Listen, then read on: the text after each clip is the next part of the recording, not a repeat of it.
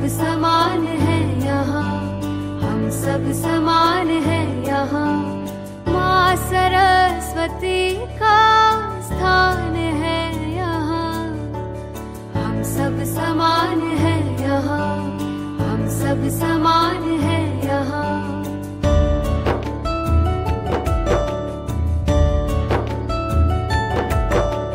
शिक्षा समझ संस्कारों की चाह है यहाँ, हर चुनौती आसान बनाए अल्फा संकुल विद्या का। माँ सरस्वती का स्थान है यहाँ, हम सब समान है यहाँ, हम सब समान है यहाँ। जय श्री कृष्ण विद्यार्थी मित्रों, फरी पाछा આપણે વ્યવહારોની દ્વિઅસર અને ખાતાના પ્રકારોની અંદર ગયા લેક્ચરમાં લાસ્ટ લેક્ચરની અંદર આપણે ત્રણ પ્રકારો જોઈ ગયા કે ભાઈ આર્થિક વ્યવહારો અને બિન આર્થિક વ્યવહારો।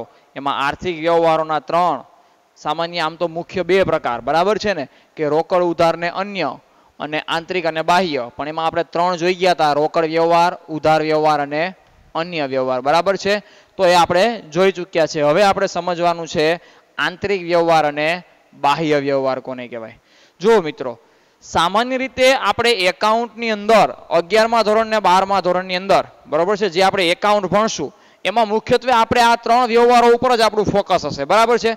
આ ત્રણ વ્યવહારો જ મુખ્ય હશે, રોકડ, ઉધાર અને અન્ય। બાકી આંતરિક અને બાહ્ય વ્યવહારો જે છે એની ઉપર આપણે એટલું ધ્યાન દેવાનું, મતલબ કે આંતરિક અને બાહ્ય વ્યવહારો હશે પરંતુ ક્યાંય આપણને એવું નહીં પૂછે, એક્ઝામ છે 11મું કે 12મું છે એમાં ક્યાંય એવું નહીં આવે કે ભાઈ રોકડ છે કે ઉધાર છે કે અન્ય છે બરાબર છે। એવું આવશે પરંતુ એવું નહીં આવે કે આંતરિક છે બાહ્ય છે અને આંતરિક કહેશું બાહ્ય કહેશું બરાબર છે। 11મા ધોરણની અંદર જ્યારે આપણે આમનોંધ ને ભણશું ખાતાવહી ખતવણી સુધી બરાબર, તો આમનોંધ સુધી તો આપણે ખાસ આ વસ્તુ જોવી પડશે કે વ્યવહાર આર્થિક છે કે બિન આર્થિક, રોકડ છે કે ઉધાર કે અન્ય બરાબર છે, એ જોવાનું છે। પરંતુ ક્યાંય મોટે ભાગે એવું નહીં આવે આંતરિક છે કે બાહ્ય છે, એવું નહીં આવે, પરંતુ આપણે એને ઓળખી લેવાનું છે કે ભાઈ આ વ્યવહાર આંતરિક છે કે આ વ્યવહાર બાહ્ય વ્યવહાર છે બરાબર છે। ક્યાંય આપણે એવું લખવાનું પણ આવશે નહીં, પણ આપણે સમજવું પડશે કે ભાઈ કોને આંતરિક કહેવાય ને કોને બાહ્ય કહેવાય। તો સમજીએ ચાલો। આંતરિક જો નામ કેવું છે ભાઈ, તો કે ભાઈ આંતરિક।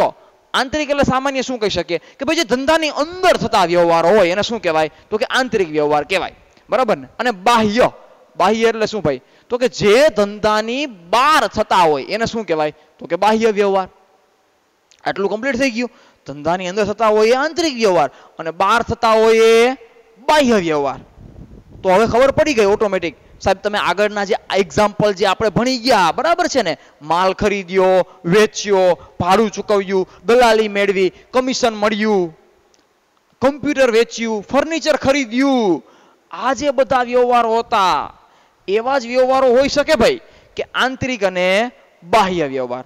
તો એમાંનો પહેલો વ્યવહાર એટલે કે ભાઈ આંતરિક વ્યવહાર આપણે જોઈએ કે ભાઈ આંતરિક વ્યવહાર કોને કહેવાય, તો કે આંતરિક એટલે ભાઈ તો કે જે ધંધાની અંદર થતો વ્યવહાર હોય એને આંતરિક વ્યવહાર કહેવામાં આવે છે। ચાલો આપણે એક્ઝામ્પલ સાથે એને સમજીએ કે ભાઈ આંતરિક વ્યવહાર કોને કહેવાય। તમને વ્યાખ્યામાં પૂછે બરાબર છે, 11મા ધોરણની વાત કરું છું, 11મા ધોરણમાં, 12મામાં ક્યાંય કશું એવું આવશે નહીં। તો કે ભાઈ જે વ્યવહાર ધંધાની, જે વ્યવહારો એમ પણ કહી શકાય ધંધાની અંદર થતા હોય તેવા વ્યવહારોને આંતરિક વ્યવહારો કહે છે। જે વ્યવહારો ધંધાની અંદર થતા હોય એટલે કે ધંધામાં જ થતા હોય, ધંધાની બહાર થતા હોય નહીં। ક્યાં થતા હોય, તો કે ધંધામાં થતા હોય, ધંધાની અંદર થતા હોય, ધંધામાં થતા હોય એવા વ્યવહારોને આંતરિક વ્યવહારો કહેવાય। તો કે ભાઈ સામાન્ય એમ કહી શકીએ કે ભાઈ આંતરિક વ્યવહારો જે છે એ કેવા કેવા વ્યવહારો હોઈ શકે બરાબર છે ને। તો આપણે એક્ઝામ્પલ તરીકે જોઈએ, જેમ કે મિલકત પરનો ઘસારો, પછી ભાઈ તો કે મિલકત અપ્રચલિત થવી, મિલકત પરનો ઘસારો, મિલકત અપ્રચલિત થવી, અથવા તો કોઈ પણ એવું કુદરતી આપત્તિથી કે કંઈ નુકસાન થયેલું હોય, બરોબર, કોઈ એવું કુદરતી આપત્તિથી થયેલા નુકસાનો હોય,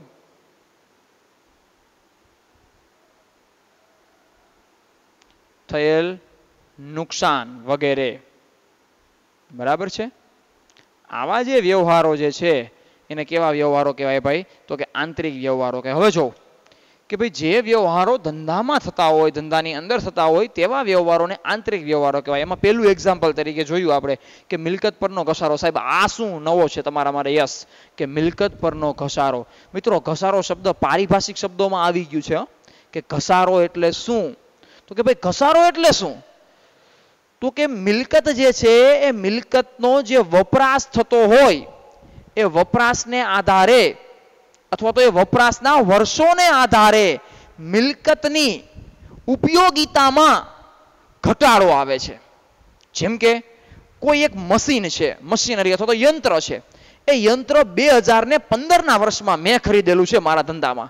તો 2015ના વર્ષમાં એની ઉત્પાદકતા સારી હશે, મશીનરીની કામગીરી સારી હશે, પરંતુ એ મશીન જેમ જેમ જૂનું થતું જશે, એ યંત્ર જેમ જેમ જૂનું થશે એમ શું વધશે?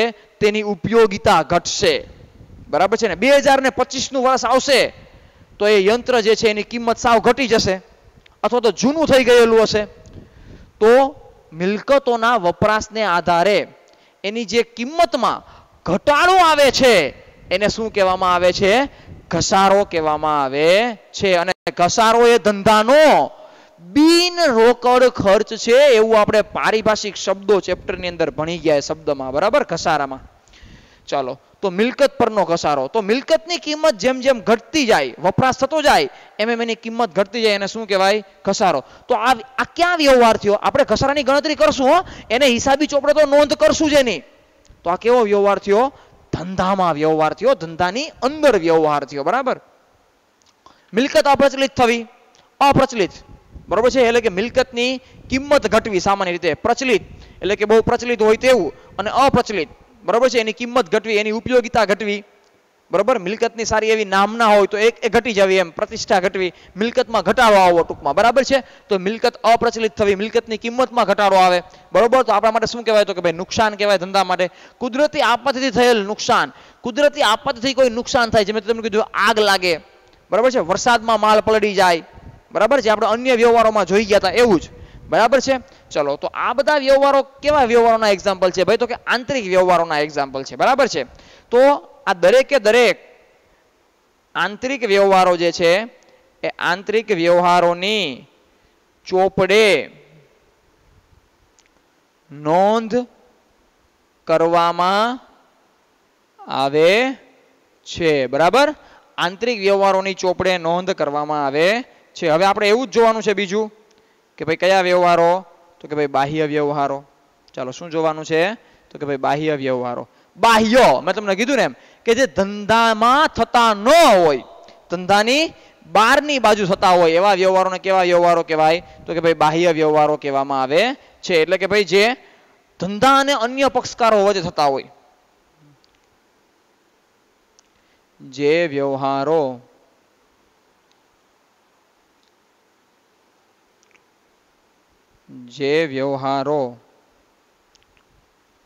ધંધા અને અન્ય એટલે કેવા ભાઈ? તો કે બાહ્ય પક્ષકારો વચ્ચે થતા હોય તેવા વ્યવહારોને બાહ્ય વ્યવહારો કહે છે. કે ભાઈ જે વ્યવહારો, હવે જો જે આ વ્યવહારો કેવા થાય છે ભાઈ? તો કે ધંધાની અંદર, એટલે કે ભાઈ ધંધામાં થાય છે. બરોબર. ધંધાની અંદર એટલે કે ધંધામાં વ્યવહારો થાય છે, એને આંતરિક કહેવાય. પણ જે વ્યવહારો ધંધા અને બાહ્ય પક્ષકારો વચ્ચે થતા હોય, ક્યાં થતા હોય? ધંધા અને બાહ્ય પક્ષકારો, અન્ય પક્ષકારો વચ્ચે, બાહ્ય બહારના વ્યક્તિઓ વચ્ચે થતા હોય એવા વ્યવહારોને કેવા વ્યવહારો કહેવાય? તો કે ભાઈ બાહ્ય વ્યવહારો કહેવાય. તો તમને થોડીક લાઈટ થઈ જાય. મેં તમને કીધું ને એમ કે ધંધા અને બહારના વ્યક્તિઓ બીજા પક્ષકારો સાથે થતો હોય તો જોઈએ કે ભાઈ માલ ખરીદ્યો, મેં કોઈ બીજા વ્યક્તિ પાસેથી માલ ખરીદ્યો તો શું થાય? જેની પાસેથી માલ ખરીદેલો છે એ વેપારી કેવો છે? બાહ્ય વ્યક્તિ છે, અન્ય પક્ષકાર છે ને? જેમ કે મેં ₹7,000 નો માલ, તો કે ₹7,000 નો માલ વેચ્યો, બરાબર છે? તમને સમજાવું કે ભાઈ મેં જેમ કે ₹7,000 નો માલ વેચ્યો છે, મારા ધંધામાંથી મેં ₹7,000 નો માલ વેચ્યો, તો મારા ધંધાએ કેની હારે વ્યવહાર કર્યો? જેને માલ વેચ્યો છે એ કોણ છે? તો કે ભાઈ ગ્રાહક છે, બાહ્ય પક્ષકાર છે, અન્ય વ્યક્તિ છે. જેમ કે ₹2,000 ભાડું ચૂકવ્યું, હવે હું જેને ભાડું ચૂકવીશ એ કેવો વ્યક્તિ છે? તો કે અન્ય વ્યક્તિ છે, બાહ્ય પક્ષકાર છે. તો આ જે બધા વ્યવહારો છે, બરાબર, આપણે એક્ઝામ્પલ તરીકે લખી શકીએ ભાઈ કે કેવા વ્યવહારો ભાઈ? તો કે ભાઈ માલની ખરીદી, વેચાણ,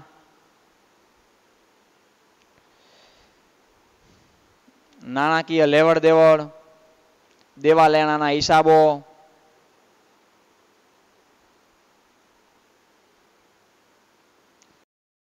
ભાડું ચૂકવ્યું,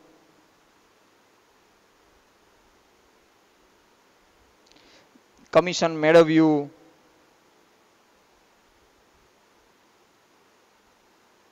દલાલી ચૂકવી. તો કે મોટા ભાગના વ્યવહારો. તો આની અંદર કેવા વ્યવહારો આવે? બાહ્ય વ્યવહારોની અંદર મોટા ભાગના વ્યવહારો આવી જાય, બરોબર? કારણ કે ધંધાએ તો મોટે ભાગે કેની હારે વ્યવહારો કરવાના હોય? બહારના બાહ્ય પક્ષકારો સાથે જ વ્યવહારો કરવાના હોય, અન્ય પક્ષકારો સાથે જ ધંધાના વ્યવહારો થતા હોય છે, બરોબર છે?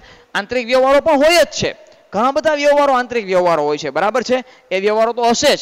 મિલકતની કિંમતમાં ઘટાડો થાય, મિલકત ઉપર ઘસારો ગણવામાં આવે, બરાબર છે? આ બધા વ્યવહારો ધંધાની અંદર હશે જ, બરાબર?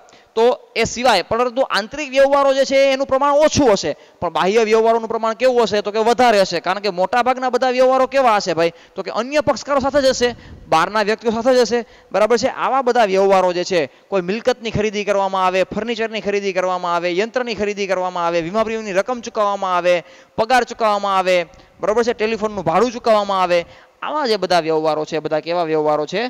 બાહ્ય વ્યવહારો છે. તો જેવી રીતે આંતરિક વ્યવહારોની ચોપડે નોંધ કરવામાં આવે છે, એવી જ રીતે બાહ્ય વ્યવહારોની પણ ચોપડે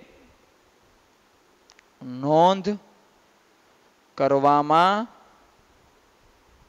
આવે છે, બરાબર મિત્રો? તો મોટે ભાગે આપણે એમ જોવા જઈએ તો આ આંતરિક અને બાહ્ય વ્યવહારો આપણી દ્રષ્ટિએ જોવા જઈએ ને એકાઉન્ટમાં, તો એ રોકડ અને ઉધાર અને અન્ય વ્યવહારોમાં આવી જ જશે, બરાબર છે? આંતરિક અને બાહ્ય વ્યવહારો જે છે એ રોકડ વ્યવહાર, ઉધાર વ્યવહાર અને અન્ય વ્યવહારોમાં આવી જ જશે. જેમ કે આપણે જોયું કે માલની ખરીદી અને વેચાણ, ₹5,000 નો માલ રોકડેથી ખરીદ્યો, તો કેવો વ્યવહાર થઈ ગયો? માલ અંગેનો રોકડ વ્યવહાર.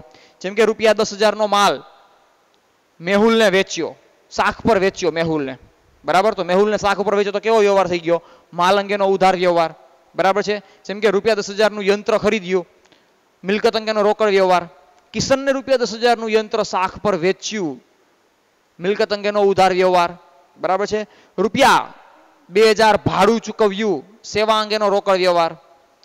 ₹3,000 કમિશનના મેળવવાના બાકી છે અથવા તો મળવાના બાકી છે, સેવા અંગેનો ઉધાર વ્યવહાર. તો આમાં આવી ગયો એ વ્યવહાર? હા, આવી ગયા છે એ વ્યવહારો, બરાબર છે ને? બાહ્ય વ્યવહારોમાં મિલકત ઉપર ઘસારો ગણવામાં આવે, એ આપણે ગણશું. આપણા 11 ભાગ 2 ની અંદર ઘસારો ચેપ્ટર છે આખું, બરાબર છે? ત્યાં ઘસારો ગણવાનો આવશે આપણે. તો આવા જે બધા વ્યવહારો જે છે, આંતરિક અને બાહ્ય વ્યવહારો, એ કયા વ્યવહારોમાં આવી જશે ભાઈ? તો કે રોકડ, ઉધાર કે અન્ય વ્યવહારોમાં આવી જશે, બરાબર? તો હવે આપણે જોવાનું છે આપણી ચોપડીનું એક્ઝામ્પલ નંબર 1.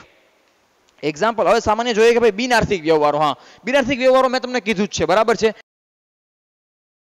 કે કોને વ્યવહાર? જે વ્યવહારીય મૂલ્ય ન હોય અથવા તો જે વ્યવહારને નાણાં મૂલ્યમાં માપી ન શકાય, એને કેવો વ્યવહાર કહેવાય? બિનઆર્થિક વ્યવહાર કહેવાય, બરાબર છે? અહીંયા આપણે વ્યાખ્યા લખી શકીએ બિનઆર્થિક વ્યવહારની કે ભાઈ જે વ્યવહારનું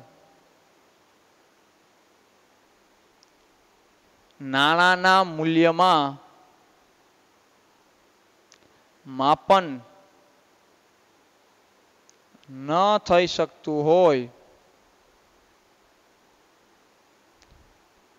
તેવા વ્યવહારને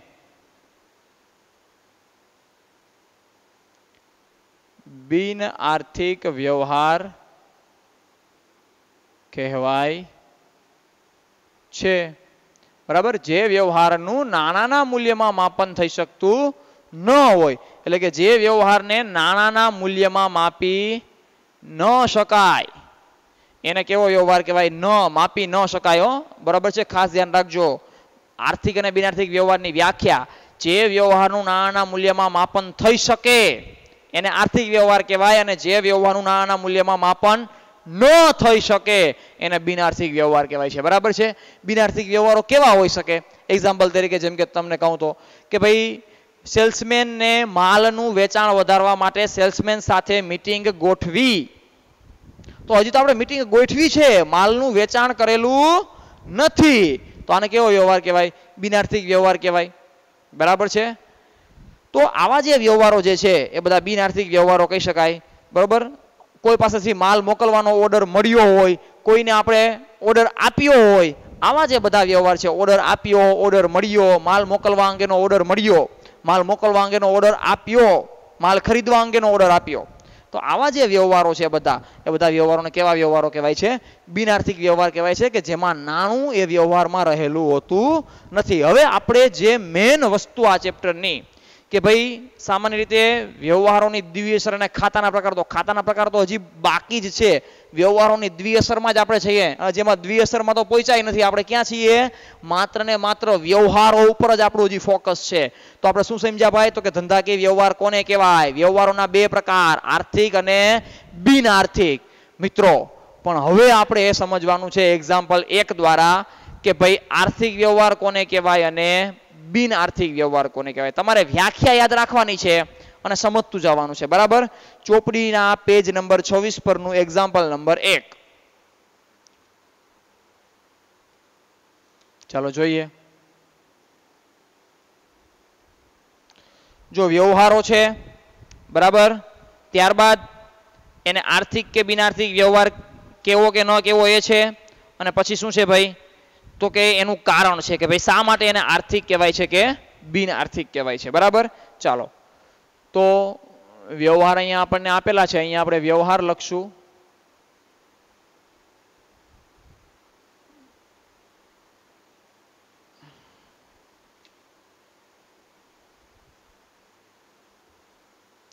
ત્યારબાદ આર્થિક કે બિનઆર્થિક લખશું, અને ત્યારબાદ શું લખશું આપણે? એનું તો કે કારણ લખશું કે શા માટે એને આર્થિક કહેવાય અથવા તો બિનઆર્થિક કહેવાય. ચાલો,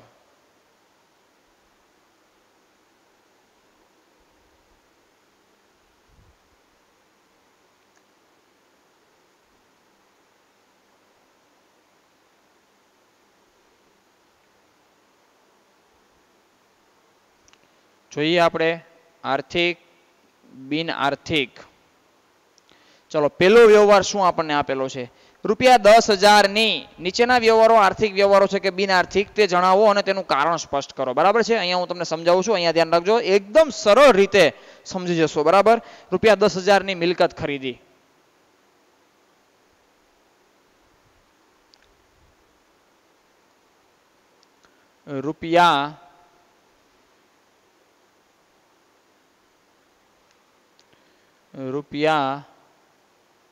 ₹10,000 ની મિલકત ખરીદી. ચાલો અહીંયા ધ્યાન રાખો. શું કીધું છે ભાઈ? ₹10,000 ની મિલકત ખરીદી આપણે. ચાલો, પેલી વસ્તુ, આર્થિક ને બિનઆર્થિક ઓળખવું હોય તો મેં તમને એની વ્યાખ્યા યાદ રાખવાની કીધી. જે વ્યવહારનું નાણાંના મૂલ્યમાં માપન થઈ શકે એને આર્થિક કહેવાય, ને માપન ન થઈ શકે એને શું કહેવાય? બિનઆર્થિક. અહીંયા જો વ્યવહારમાં ક્યાંય નાણું રહેલું છે? હા છે. કેટલું ભાઈ? તો કે ₹10,000. શું કર્યું? મિલકત ખરીદી. શું કર્યું? મિલકત ખરીદી. તો વ્યવહાર કેવો થઈ ગયો? આર્થિક. મિલકત ખરીદી હોય તો મિલકતના બદલામાં શું ચૂકવું? ₹10,000 રોકડા ચૂકવા. તો કારણ શું થયું ભાઈ?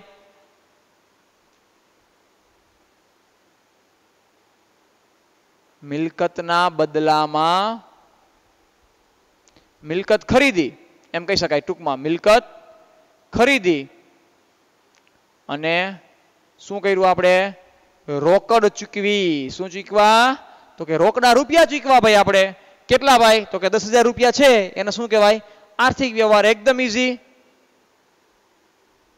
ચાલો એના પછી બીજો વ્યવહાર. ₹12,000 ની મિલકત રાધા પાસેથી સાખ પર ખરીદી.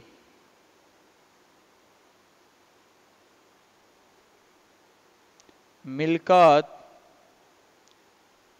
રાધા પાસેથી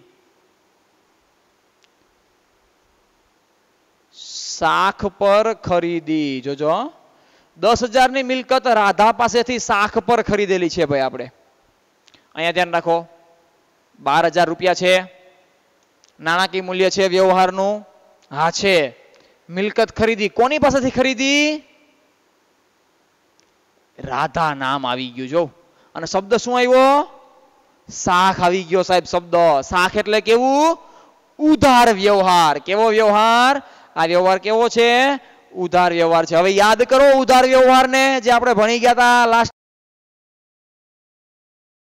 લેક્ચરમાં. ઉધાર વ્યવહાર કોને કહેવાય? માલ મિલકત કે સેવાના બદલામાં તરત જ રોકડ ચૂકવવામાં આવતી નથી. ભવિષ્યમાં રોકડ ચૂકવવામાં આવતી હોય એને કેવો વ્યવહાર કહેવાય? ઉધાર વ્યવહાર કહેવાય. હવે આ ઉધાર વ્યવહારમાં કયો સંબંધ ઉભો થાય? દેવાદાર અને લેણદારનો સંબંધ ઉભો થાય. થાય ને? ચોક્કસ. જો રાધા પાસેથી સાખ પર આપણે મિલકત ખરીદે છે ભાઈ, તો ચાલો પેલા વ્યવહાર આર્થિક કે બિન આર્થિક કેમ ખબર પડશે? વ્યવહારમાં નાણાકીય મૂલ્ય છે કે નહીં? હા છે, 12,000 રૂપિયા. તો વ્યવહાર કેવો થયો ભાઈ? તો કે આર્થિક. ચાલો વ્યવહાર આર્થિક કમ્પ્લીટ. આટલી ખબર પડી ગઈ. કારણ કઈ રીતે તમે આર્થિક કીધો વ્યવહારને? કારણ કે વ્યવહાર કેવો છે? ઉધાર. ઉધાર એટલે સાખ પરનો. તો એમાં શું ઊભું થાય? દેવાદાર અને લેણદારનો સંબંધ ઊભો થાય. રાધા પાસેથી સાખ પર આપણે મિલકત. હવે એમ થાય સાહેબ તો આમાં આપણે કોને સમજવાનું? મિલકત ખરીદી કોને ખરીદી? આપણે ખરીદી. જે ધંધાઓ દાખલો હશે એ ધંધો કોનો છે? આપણો ધંધો છે એવું આપણે સમજી લેવાનું છે. બરાબર? એ ધંધો કોણ ચલાવીએ છીએ? આપણે ચલાવીએ છીએ. આપણો ધંધો છે. આપણે એના હિસાબનીશ છીએ. એ જે માલિક હશે એના આપણે હિસાબનીશ છીએ. અહીંયા કોઈ નામ નથી આપ્યું. આ ધંધો આપણો છે. તો પેલો વ્યવહાર મિલકત ખરીદી, આપણે રોકડેથી ખરીદી ભાઈ. આર્થિક વ્યવહાર 10,000 રૂપિયા, મિલકત આવી, બદલામાં રોકડ ગઈ, રોકડ ચૂકવી. આર્થિક 12,000 ની મિલકત રાધા પાસેથી સાખ પર ખરીદી. મિલકત આવશે પણ રોકડ જતી નથી. ઉધાર વ્યવહાર. ઉધાર વ્યવહારને શું કહેવાય? આર્થિક વ્યવહાર કહેવાય. અહીંયા શું ઊભું થયું? તો કે ભાઈ દેવાદાર અને લેણદારનો સંબંધ ઊભો થાય છે. શું ઊભું થાય છે? દેવાદાર લેણદારનો સંબંધ. ચાલો આટલું સમજાઈ ગયું. દેવાદાર અને લેણદારનો સંબંધ ઊભો થાય છે. બરાબર? ચાલો એના પછી જોઈએ. તો આપણે ખબર પડી ગઈ આ વ્યવહાર પણ કેવો વ્યવહાર છે ભાઈ? તો કે આર્થિક વ્યવહાર છે. ચાલો ત્રીજો વ્યવહાર એના પછીનો, કે ₹20,000 માં મિલકત વેચી. ₹20,000 માં મિલકત વેચી. ચાલો અહીંયા ધ્યાન રાખજો. ₹20,000 માં મિલકત વેચી. 20,000 રૂપિયા મિલકત વેચી નાખી. ઉધાર નથી, વ્યક્તિનું નામ પણ નથી, અને સાખ એવો શબ્દ પણ નથી, પણ કિંમત છે વ્યવહારની. કેટલી? 20,000 રૂપિયા. તો કેવો વ્યવહાર કહેવાશે ભાઈ? આર્થિક વ્યવહાર. કેવો વ્યવહાર કહેવાશે? આર્થિક. કઈ રીતના આર્થિક? હવે અહીંયા જો એનું કારણ તમે આપી શકો ને. હવે તમે જાતે પણ કારણ આપી શકો. મિલકત વેચી. મિલકત વેચીને બદલામાં શું આવ્યું? તો કે રોકડ આવી. બરાબર છે? મિલકતના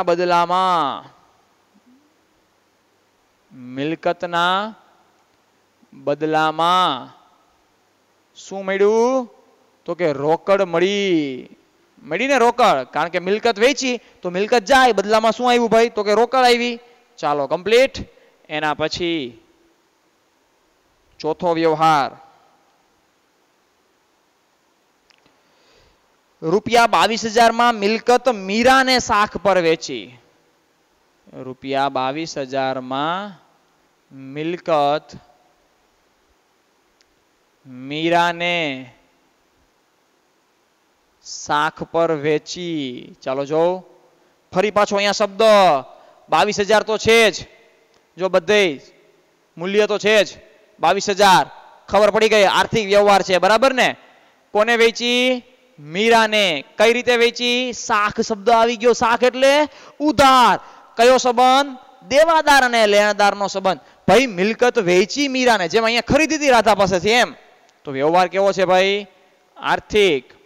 અહીંયા મિલકત વેચી તો કે મિલકત જાય પણ બદલામાં રોકડ મળતી નથી. રોકડ મળતી નથી તો શું થાય છે ભાઈ? તો કે દેવાદાર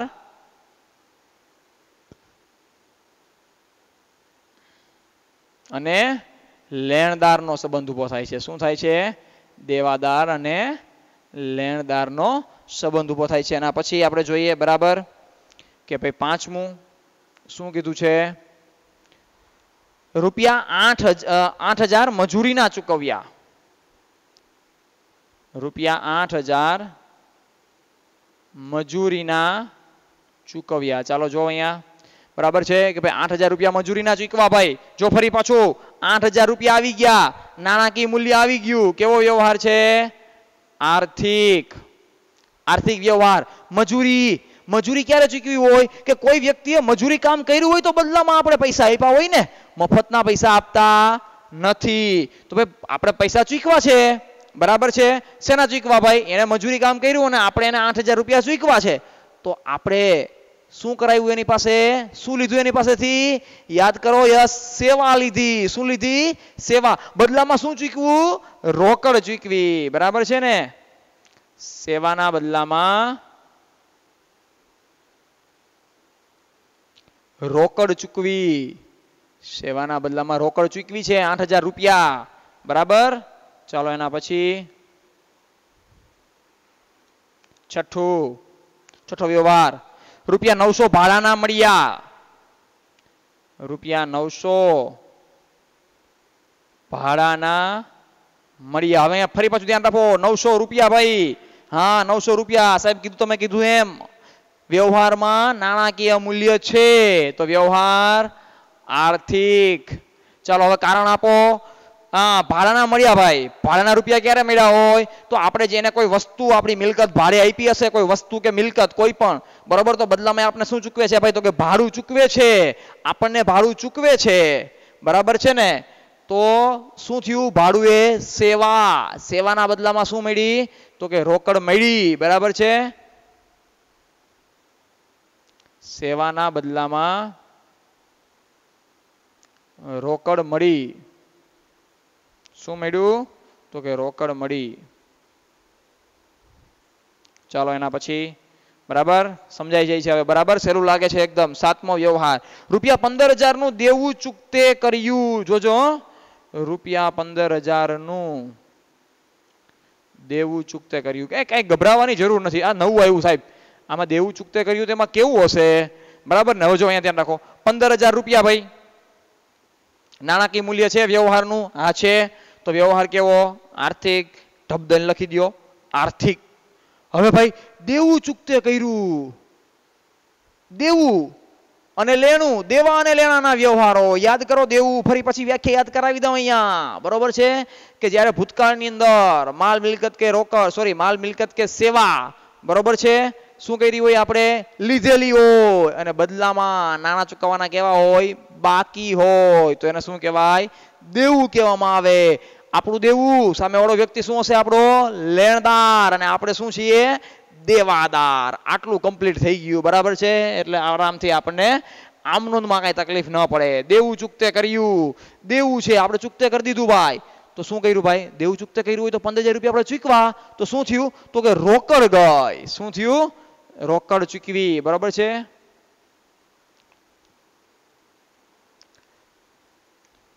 દેવા સામે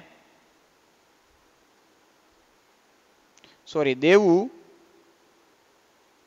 રોકડેથી ચૂકતે કર્યું અથવા તો ચૂકવ્યું એમ પણ કહી શકો. દેવું રોકડેથી ચૂકવ્યું, ચૂકતે કર્યું. દેવા સામે રોકડ આપી એમ પણ કહી શકીએ. દેવા સામે રોકડ ચૂકવી. બરાબર. ચાલો આઠમું શું છે? રૂપિયા 15,000 નું લેણું પરત મળ્યું. 18,000 રૂપિયા 18,000 નું લેણું આપણું આપણું લેણું પરત મળી ગયું છે ભાઈ. ભૂતકાળમાં આપણે કોઈ માલ મિલકત કે સેવા આપેલી હતી, બરોબર છે, અને નાણાં આપણને મળેલા હતા નહીં, એટલે કે નાણાં મેળવવાના બાકી હોય તો એને શું કહેવાય? લેણું કહેવાય. 18,000 રૂપિયા છે ને નાણાકીય મૂલ્ય? હા છે સાહેબ. તો કેવો વ્યવહાર? ઢબદઈને લખી નાખો, આર્થિક વ્યવહાર. બરાબર ને? પછી ભાઈ તો કે લેણું પરત કર્યું, સોરી લેણું પરત મળ્યું. હો, લેણું પરત કર્યું ન હોય ક્યારેય, બરાબર છે, લેણું પરત મળ્યું જ હોય. કારણ કે લેણું જ મળે, કારણ કે લેણું તો આપણે મેળવવાનું હોય, દેવું શું કરવાનું હોય? ચૂકવવાનું હોય, એટલે દેવું ચૂકતે થાય. લેણું પરત મળ્યું, લેણું આપણને મળી ગયું ભાઈ. આપણે લેણું મળી ગયું તો કે લેણા સામે શું મળી? રોકડ મળી. લેણા સામે શું મળ્યું? રોકડ મળી. લેણા સામે રોકડ મળી. અને અહીંયા આગળ શું કર્યું હતું? તો કે દેવા સામે રોકડ ચૂકવી હતી, લેણા સામે રોકડ મળી છે. બરાબર ને? એકદમ સહેલું લાગે છે, જો લાગે છે ને? હવે એના પછીનું ભાઈ તો કે 9મો વ્યવહાર. શું કહે છે ભાઈ 9મો વ્યવહાર? રૂપિયા 10,000 ના માલના ઓર્ડરનું વચન મળ્યું. જોજો, રૂપિયા 10,000 ના માલના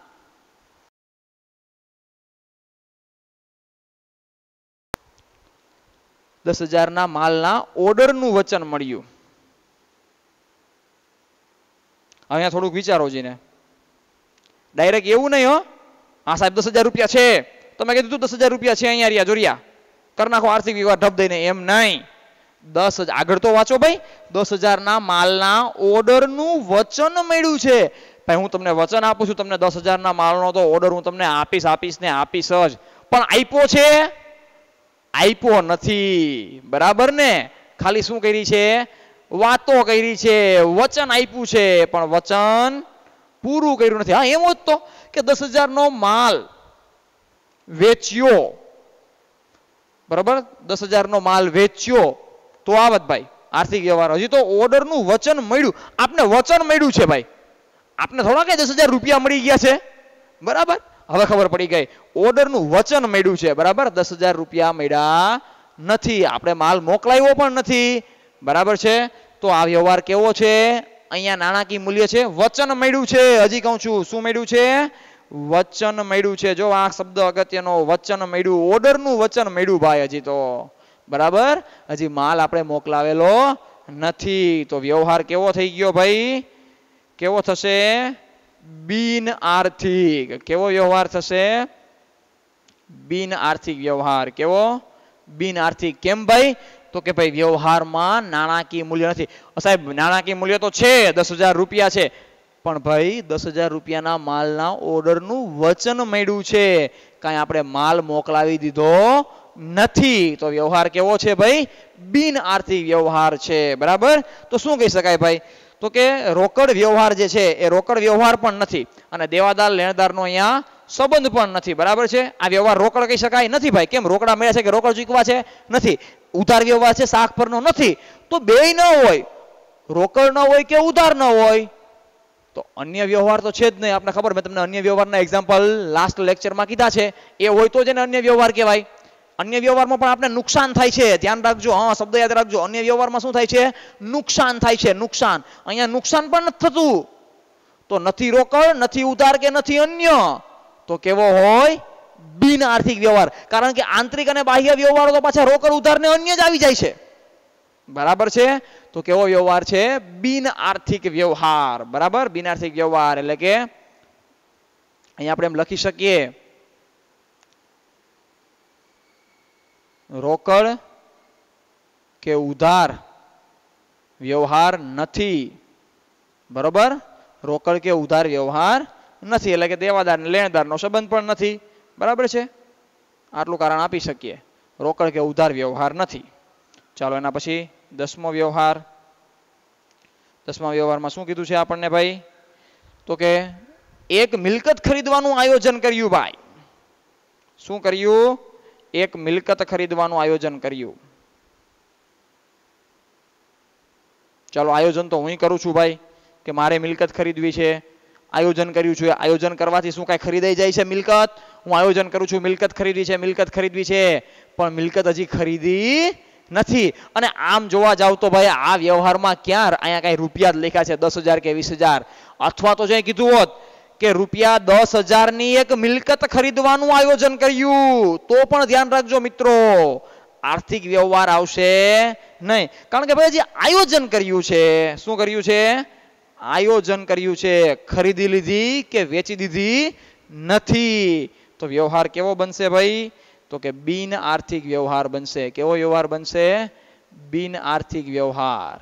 બરાબર છે. કારણ કેવું હોય તો એ જ કહી શકીએ કે રોકડ ઉધાર કે અન્ય વ્યવહાર નથી, એમ પણ તમે લખી શકો. બરાબર, રોકડ ઉધાર કે અન્ય વ્યવહાર નથી. ચાલો હવે છેલ્લો આપણો વ્યવહાર છે 11મો વ્યવહાર. શું કીધું છે? વેચાણ વધારવા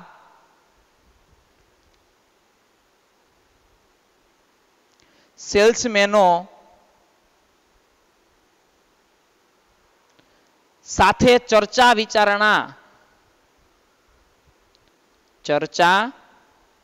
વિચારણા માટે મીટિંગ ગોઠવી, અથવા તો મીટિંગ ગોઠવવાનું આયોજન કર્યું, મીટિંગો ગોઠવી, માલ મોકલવાનું વચન મળ્યું, માલ મોકલવાનો ઓર્ડર આપ્યો, આવું કાંઈ પણ આવે જોવજીને. આમાં તો પાછા પૈસાય નથી ક્યાંય. બરોબર છે.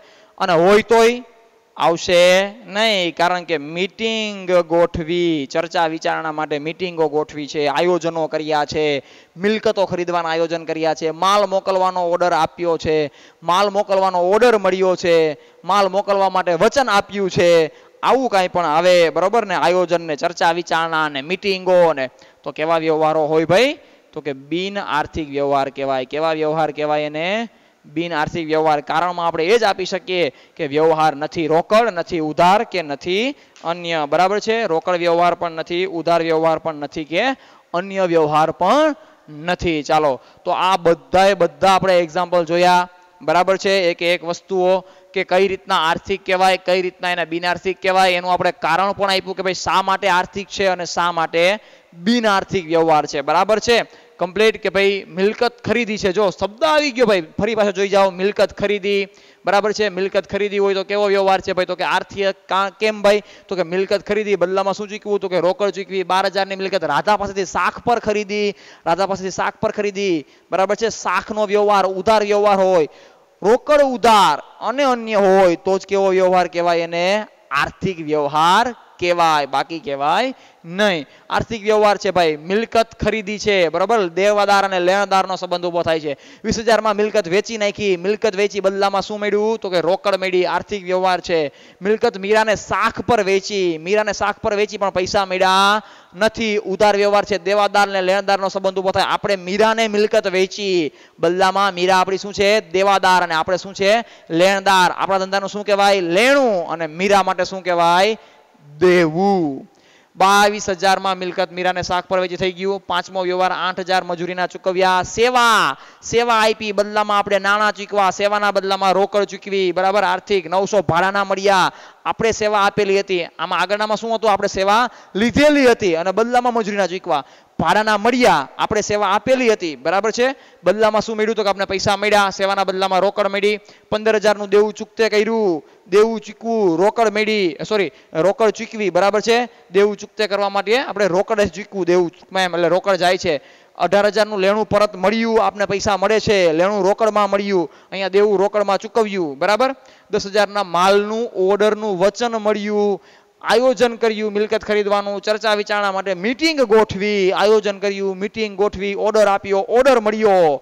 બધા વ્યવહારો કેવા આવે ભાઈ? તો કે બિન આર્થિક, કારણ કે એનું નાણાકીય મૂલ્ય હોતું નથી. બરાબર? તો આખું આ એક્ઝામ્પલ આપણે જોઈ લીધું છે. Example number 1. આવું જ એક હું તમને વિશિષ્ટ દાખલો, એટલે કે આપણી પ્રેક્ટિસ માટેનો દાખલો જે છે, સ્વાધ્યાયમાં આવા દાખલા હશે તો આપણે કરશું જ સાથે, પણ એ સિવાય વધારાના પ્રેક્ટિસ માટેના દાખલા આપણે કરવાના છે, પરંતુ એ હું તમને નેક્સ્ટ લેક્ચરમાં કરાવીશ. બરાબર છે? Thank you very much. Good bye. Take care.